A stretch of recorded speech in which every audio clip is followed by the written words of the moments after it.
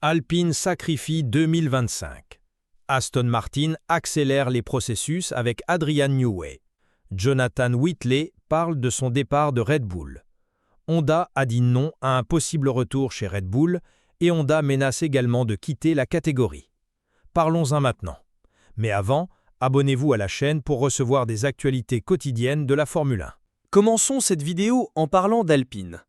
L'équipe française a décidé de sacrifier la saison 2025, abandonnant le développement anticipé de la voiture pour prioriser le modèle de 2026, qui sera équipé du moteur Mercedes, comme nous le savons bien, en s'adaptant également aux nouvelles règles du règlement.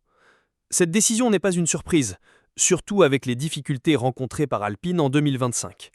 Et ce n'est pas seulement cela, le focus sur 2026 est tout à fait naturel. Nous en avons parlé presque de façon exhaustive ces derniers jours, parce que c'est le moment de tourner la page. Une autre équipe voudra peut-être encore continuer le développement actuel, mais c'est assez rare, puisque l'année prochaine, ce sera cette fameuse feuille blanche, comme tous les chefs d'équipe vont le répéter dans les prochains mois, n'est-ce pas? Une page blanche pour entamer un nouveau règlement. L'attente autour d'Alpine vient justement du changement de moteur. Le moteur Mercedes pourrait en effet être d'une grande aide, surtout qu'il est considéré comme le plus puissant dans la perspective du nouveau règlement. Donc c'est naturel qu'il y ait des attentes autour d'Alpine, même si bon, c'est Alpine, non? Alpine Renault, on sait qu'ils promettent beaucoup, mais livrent peu. Flavio Briatore pourrait peut-être compenser un peu les choses au sein de l'équipe. Alors dis-moi ce que tu as pensé de ce changement de priorité chez Alpine. Moi je trouve que c'est logique. Ils sont vraiment mal placés dans le championnat et vont aussi bénéficier d'un certain avantage dans le développement. On parle ici autant de la soufflerie que du CFD, justement parce qu'ils ont eu un début de saison, une première moitié de saison très faible. Alpine va donc bénéficier d'un avantage en développement pour 2026, qui, dans une lutte très serrée au milieu de grille, peut vraiment faire la différence. On suivra de près la saison prochaine, quand les voitures seront en piste. Passons à Aston Martin.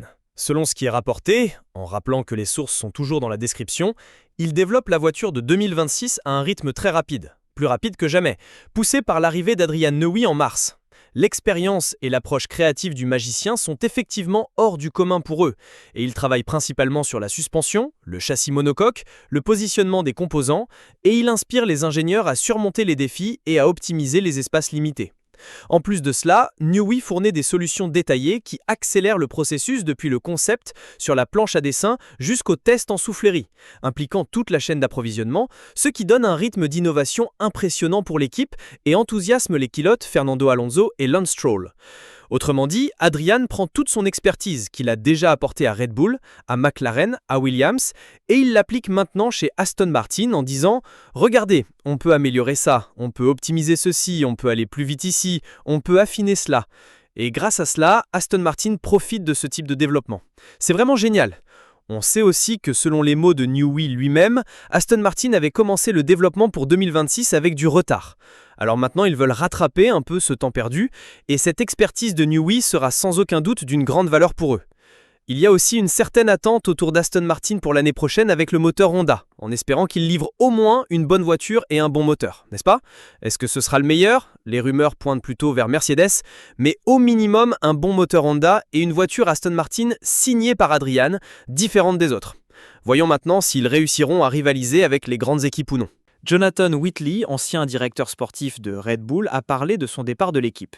Il a révélé qu'un article publié après le Grand Prix de Miami de l'an dernier, qui remettait en question son avenir, avait fini par créer une situation difficile au travail, ce qui a déclenché des négociations et conduit à son départ pour devenir le chef d'équipe de Sauber à partir de cette année, 2025.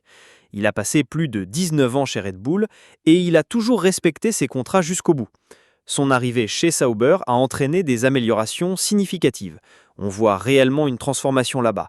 L'équipe a réussi à marquer des points de manière constante, montrant qu'apparemment, dès le départ, il a du talent pour ce rôle. Ce qui est curieux dans cette histoire, c'est qu'il dit ne pas avoir voulu partir. Il ne pensait pas quitter l'équipe, mais lorsque les rumeurs sur son éventuel départ ont commencé à circuler, selon Whitley, des propositions ont surgi et ses offres ont fini par le convaincre de quitter l'équipe. L'une d'entre elles est venue de Sauber, qui lui a donné la possibilité de devenir directeur d'écurie. Il a donc pris une direction un peu différente, quittant Red Bull précisément au moment où Red Bull a commencé à décliner, tout comme Adrian Newey. Et il récolte maintenant de bons résultats, du moins pour l'instant chez Sauber. Voyons s'il parviendra à maintenir ce cap jusqu'en 2026, puisque, en lien avec notre analyse des moteurs, Audi semble en retard et aura probablement du mal à fournir un moteur compétitif l'année prochaine. Donc c'est un peu compliqué pour Audi, mais peut-être qu'ils arriveront à corriger leurs défauts d'ici là. Dis-moi, quelle est ton attente pour Audi dans les commentaires? Passons maintenant à 2 nouvelles concernant Honda, des informations importantes, d'accord? Honda a complètement écarté toute possibilité de renouer le partenariat avec Red Bull pour 2026, affirmant qu'il serait impossible de préparer quelque chose à temps. Tandis que Christian Horner, désormais ex-chef d'équipe, a déjà admis qu'il est peu probable que le projet Red Bull Ford parvienne à rivaliser avec Mercedes, ce qui serait embarrassant, presque honteux pour Red Bull. Les spéculations sur le départ de Verstappen ne cessent également d'augmenter, donc la situation chez Red Bull n'est pas très bonne. Et on voit bien que Honda a décidé de ne pas aider Red Bull. On sait que cette histoire entre Honda et Red Bull, pour 2026, comporte en réalité de nombreuses nuances. Honda avait annoncé son retrait de la Formule 1, elle est partie, laissant Red Bull avec un simple support à partir de 2021. Puis, quand le règlement moteur de 2026 a été annoncé, Honda a dit « Oups, on revient ». Mais entre-temps, Red Bull négociait déjà avec d'autres entreprises, notamment Porsche, et avait déjà commencé à investir lourdement dans son infrastructure moteur. Alors Red Bull a dit « Non, là, c'est trop tard. Vous voulez revenir après que j'ai dépensé tout cet argent ici et utilisé mon infrastructure ?» Honda a répondu non.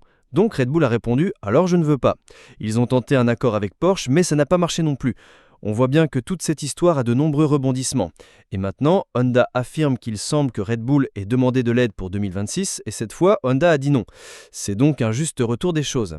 Red Bull avait dit non auparavant, et Honda rend maintenant l'appareil. Situation curieuse entre Red Bull et Honda. Voyons où en seront Honda et Red Bull Ford Powertrains l'année prochaine.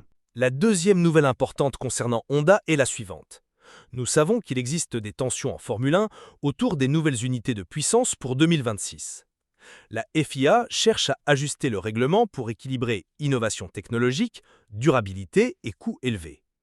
Pendant ce temps, Honda, qui revient dans la catégorie avec son partenariat avec Aston Martin, met l'accent sur l'électrification comme élément clé pour un avenir durable.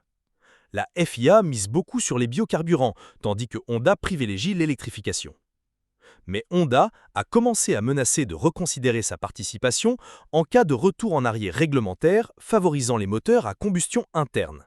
Il s'oppose donc à ce que Mohamed Ben Sulayem a récemment évoqué concernant un éventuel retour des moteurs V8 ou V10 atmosphériques. L'idée de Honda est « nous resterons en Formule 1 si elle prend un chemin plus électrique ». Sinon, pourquoi ne pas investir uniquement en Formule E? Pourquoi rester encore en Formule 1? La Formule 1 a élaboré un règlement pour 2026 plus électrifié que l'actuel de 2025. Ainsi, Honda restera pour ce cycle, de 2026 jusqu'à 2029 ou 2030. Mais le problème viendra après. Honda menace déjà de quitter la F1.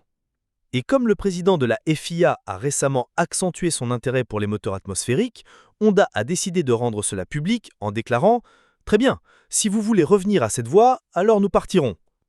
Ce qui est curieux, c'est que certaines entreprises défendent fortement l'électrique alors que d'autres sont désormais plus réservées. Il existe donc une divergence entre les constructeurs. Certains croient que les biocarburants seront l'avenir. Le fait est qu'il faut attendre pour voir. Mais ce serait triste de voir Honda partir une nouvelle fois de la Formule 1. Espérons que cela ne se produira pas. Je veux connaître votre avis sur tout cela. N'oubliez pas de vous abonner et d'activer la cloche pour ne rien manquer ici.